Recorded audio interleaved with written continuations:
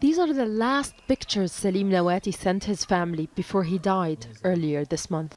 The 16-year-old had leukemia but couldn't get treatment in any hospital. His family says the delay in getting urgent medical attention killed him. When Salim went to the hospital, they refused to admit him, saying the Palestinian Authority has not paid its debts. But 3 other people have been admitted. I am sure they had better connections and managed to get themselves in. Public hospitals do not provide cancer treatment, so the government transfers patients to private hospitals or abroad. Salim Nawati didn't get a transfer. In a news conference, the health ministry admitted medical workers failed to act in time.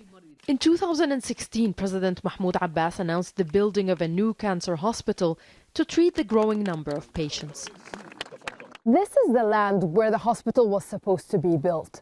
But 6 years later, many activists have been asking, where's the hospital?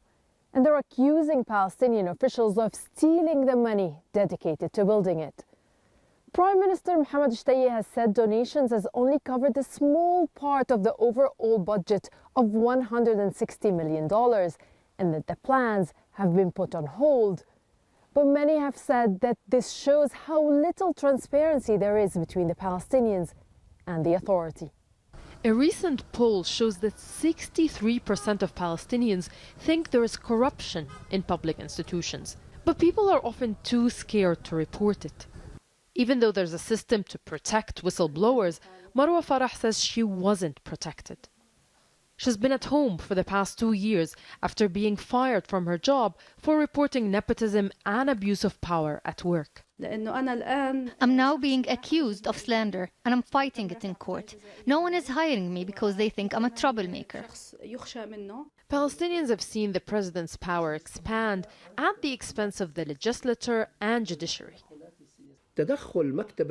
We have a weak rule of law. The president's office has been getting more authority.